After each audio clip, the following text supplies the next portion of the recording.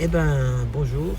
Donc aujourd'hui, nous allons faire deux petits textes de monsieur Pierre Perret. Voilà. Donc nous allons commencer par la première que j'avais fait une fois la semaine dernière sur des lives.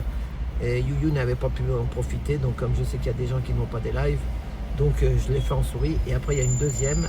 Et là, la deuxième, vraiment, c'est restez là pour la deuxième surtout. Vous allez voir, c'est encore la deuxième, c'est la plus forte. Voilà. Ça me gratte le nez. Et non, il y a du pollen et il y a tout ce qui tombe sur la tête. Voilà, bon. On y va. Avant, la famille Tutsi allait voir la famille Hutu. Il n'y avait pas le moindre souci. Ils se faisaient des poutous. Ils se tenaient par la main, évoquaient des lendemains, parlaient du prix du manioc, prêtaient volontiers leur coq. Mais monsieur qui vend des canons.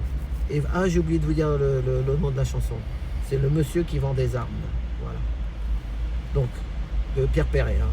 Mais elle n'est pas tellement passée à la télé dans les Toussins. Hein. Voilà. Donc, mais le monsieur qui vend des canons est venu leur dire nom de nom, plus question de vous aimer. Ensuite, il a affirmé aux Tutsis que les Hutus se prennent pour des Manitou. Et Hutus, que les Tutsis ne rêvent que de les voir oxy. Moi, je vous vends la guerre, vous n'avez plus qu'à la faire. Une kalachnikov ou un missile rendent les femmes des ennemis dociles, d'autant que ça n'est pas leur époux mort qui pourront vous causer de moindre tort. Quand le tonton de Serbie allait voir le tonton de Kosovo, ils échangeaient leurs brebis, ils se vendaient des petits veaux et leurs enfants s'aimaient bien. Ils se tenaient par la main, ils se baignaient dans le Danube, écoutaient les mêmes tubes. Mais monsieur qui vend des canons a dit « C'est fini, nom de nom, plus question de vous aimer ». Ensuite, il a affirmé aux Serbes qu'un Kosovar, ça vaut pas un pet de canard. Il y a un slogan qu'on applique « Purification ethnique ». Moi, je vous vends la guerre, vous n'avez plus qu'à la faire. Avec le Coran ou l'Évangile, on obtient de jolies guerres civiles.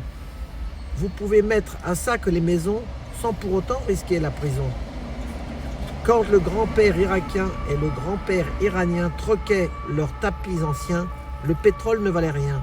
De Téhéran à l'Euphrate, on se partageait les dattes contre un sac de haricots où on louait son bourricot. Mais le monsieur qui vend des canons a dit « Battez-vous, car sinon mes blindés, mes bazookas vont me rester sur les bras. Irakien, il est grand temps d'annexer le Kouzestan. Et toi, l'Iranien, j'espère que tu ne vas pas te laisser faire. Moi, je vous vends la guerre, vous n'avez plus qu'à la faire. Vous aurez les femmes en ribambelle et bien entendu, même les pucelles, qui dans vos bras...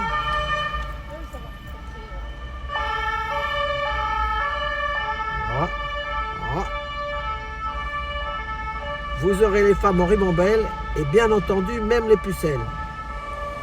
Oui, dans vos bras se retrouveront nus, n'iront sûrement pas se plaindre à l'ONU. Voilà, donc ça c'est une chanson sur les guerres. Voilà. Et vive la paix, vive l'amour.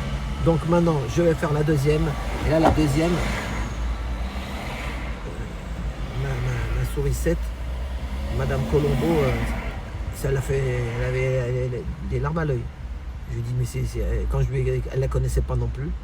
Donc on y va. La deuxième, c'est la petite fille kurde. On y va. Petite, si tu es kurde, écoute-moi. Il faut partir et quitter ton chez-toi. Moi j'ai connu ton sort. J'ai tutoyé la mort. On n'a jamais raison contre un soldat. Ils étaient 100 autour de ma maison. Au mur, il y avait de l'ail et des poivrons. Le vent était si doux, le ciel était si clair. Et mon père est tombé dans un éclair. C'était un matin calme de septembre. Ils ont amené ma mère dans la chambre. Grand-père dans ses mains pleurait comme un enfant. Dehors, on entendait hurler maman. Grand-mère faisait du pain dans la cuisine. Elle s'effondra le nez dans sa farine. Et sur son cœur éclos la fleur d'un géranium. Dernier hommage qu'elle ait reçu d'un homme. Grand-père, à coups de crosse dans le dos, implorait la pitié de ses bourreaux. J'entendais les soldats qui riaient tant et plus. Et maman, sur son lit, ne criait plus. Puis soudain, le soleil s'est endeuillé. Les obus éclataient comme des œillets. La mort faisait ripaille jusque dans mon jardin. Il n'y poussa plus que des orphelins. La pluie, qui avait cousu tout l'horizon, faisait fumer les ruines des maisons. Et tout en m'éloignant du ciel de Babylone, j'ai compris que je n'avais plus personne. N'écoute pas les foutus qui nous ont dit « La liberté est au bout du fusil ». Ceux qui ont cru ces bêtises sont morts depuis longtemps.